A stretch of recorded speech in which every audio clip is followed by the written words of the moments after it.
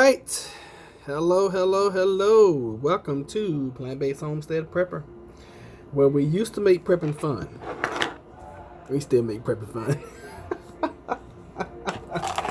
Oh goodness, we can't help but have fun. Life is good, regardless of what's going on, regardless of life and how life kicks you. You have to have a good time living, okay? If not, then I believe that you've already started the death process. Now, this live may be interrupted tonight. I told you guys earlier in the week, I do have a meeting tonight that the people that are supposed to be in the meeting, they are late to join. So, we shall see. Have hand sanitizer, y'all. Yep, I have hand sanitizer. Made it myself. So hey, when you can't find what you need, sometimes you just gotta do what you gotta do, right? Okay. And very, very easy to make, and very easy to get the consistency. Matter of fact, I'll show you guys. Look, this is my little 3-ounce travel bottle that, if I was able to go on an airplane, that I'd be able to get through with. And yeah, look at there, we got sanitizer. I've never been so excited about having hand sanitizer in my whole entire life. But you can't find hand sanitizer anywhere. I mean, it just doesn't exist anymore. It's not on the shelves. It's not anywhere. But hey, do what you gotta do.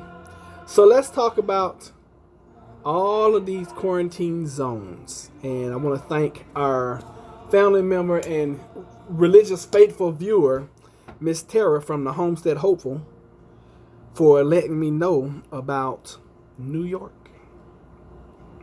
So we know, 3, 4, 5, 6 weeks ago, whatever, China shut down, I want to say it's Hunan, wherever the epicenter was, wherever ground zero was. They shut that city down. They shut the one next door to it down. It was like 11 million people shut down. I mean, they didn't care. Did you go to Five Below for the sanitizer? No, I never did go to Five Below. I really don't know where one is. I think it's one out in Virginia Beach where I go to Trader Joe's. But that's not a store I frequent, so I don't really know where they are. But I'm glad you reminded me again. I will make a point to check tomorrow and see.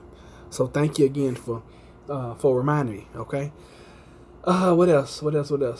Oh, so China shut down those two huge cities. Over 11 million people. And then now we know that Italy, the whole entire country of Italy, is shut down. They're like quarantined. It's like boom, shut down. Restaurants are not opening past dusk. Once the sun starts going down, boom, they're closing restaurants. I don't know why anybody would want to eat out anyway. I mean, they're basically in shutdown mode. And then thanks to Tara, she emailed me a little while earlier. She's like, "Hey, did you know that New York had called in the National Guard?" I was like, "No, I didn't know that." So right before I went on live with you guys, I looked it up, and sure enough, National Guard's been calling into New York to quarantine zones. What does that mean? I really don't know, but it don't sound good. Now, we started watching this new show last night. So good. It's on Netflix. If you have Netflix, it's called dang, I've been talking about it all day. What's the name of this show? It's not Contaminant. Maybe it is Contaminant. No, Containment. New show called Containment I started watching. And you guys know me. I don't like getting into series. But fortunately, the whole season is out. So I should be able to get through this season, with no problem. Containment, yes, that's it, Containment. And it is so good, y'all. And it is reminding me so much of what is going on right now. Okay, just give you the premise of the show. This guy flies in illegally. He's contaminated, and from him, he just from him it gets. He goes to the hospital.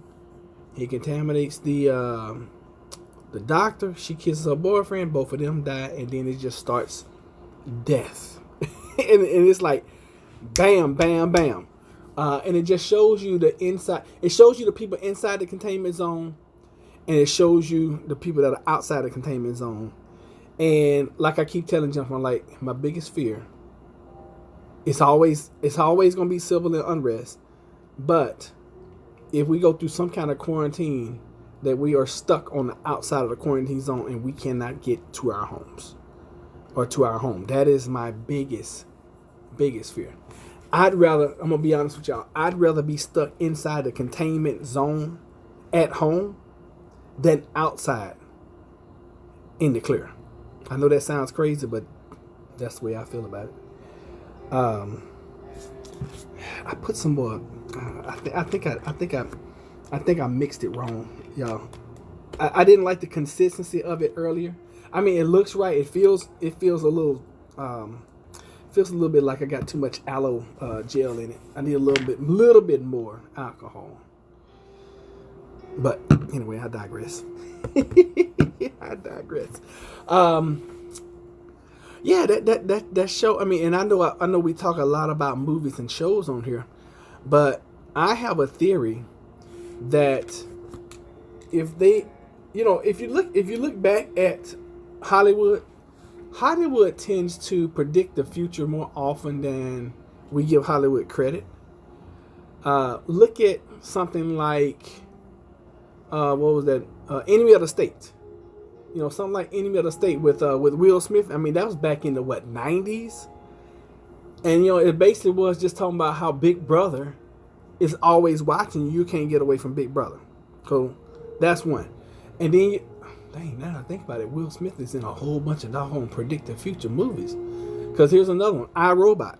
That's another Will Smith movie, and they're talking about the robot technology taking over. Okay, that's another one. You got your Terminators and all that kind of stuff, but that's kind of far-fetched. I don't believe we are to the point where AI, which is artificial intelligence, is going to start taking over. It's always a possibility. Okay, that's always a possibility. 2012, that's one of my favorites. It's predicting like global annihilation of the whole planet, which has not happened. It's happening on, in certain areas, disaster areas or whatever. You have earthquakes and volcanoes and all that kind of stuff, but all happening at one time like 2012, that's not really happening right now. Let's see, what else is something that, well, The Walking Dead, that whole series predicts, it's predicting the future. Actually, it's telling the present, because most people are walking around like zombies. As long as we can eat, as long as we can watch our boob tube, idiot box, which is the television, and be entertained, most people don't care. Most people are just now waking up that we even have a virus. And you know what? It's funny, because I was saying like 2 or 3 weeks ago, I'm like, I don't understand why everybody's not talking about the coronavirus right now.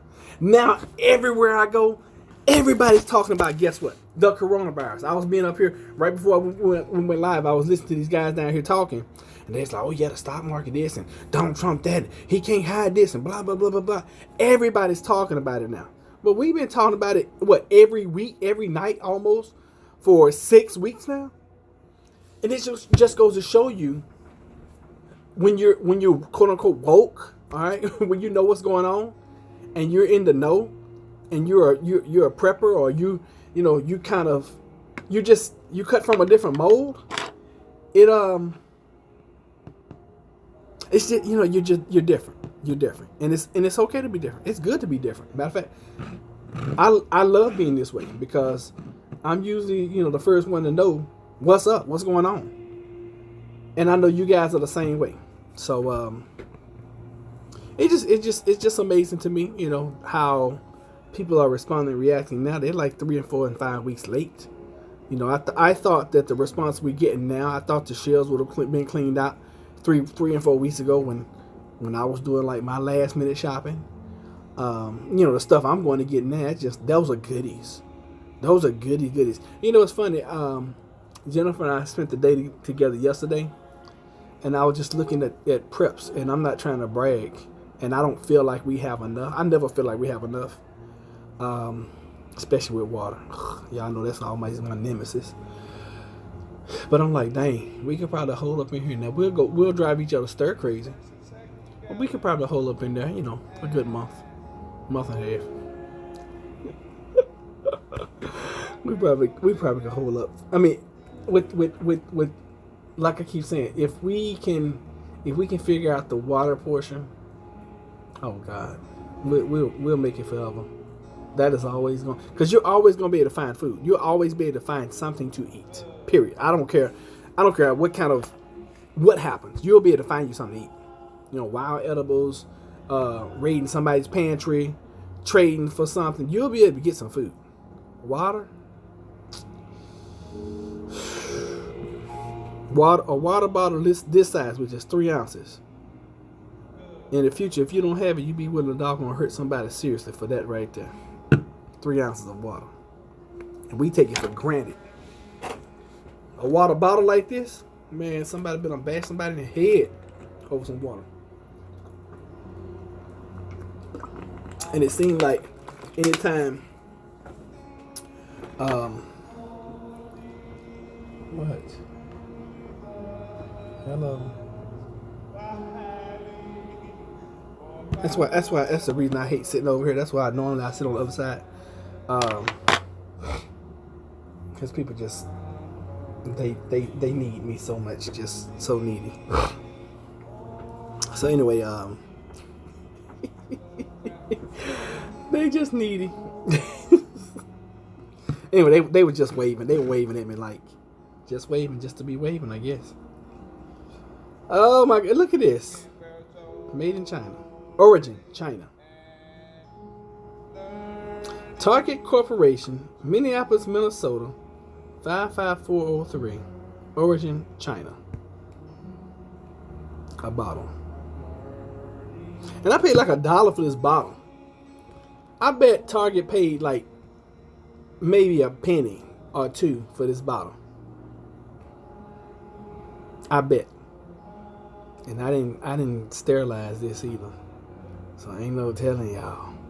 Oh my. We do have 8 cases right now in Virginia.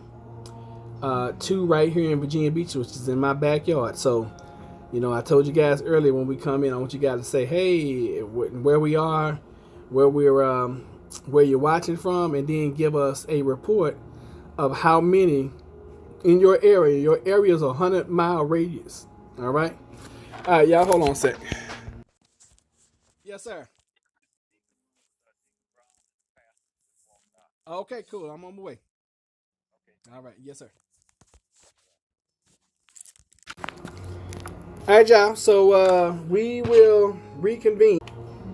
We'll reconvene in a minute or 2 or 3. I got to go sit in this meeting, and I will check with y'all a little later, okay? All right.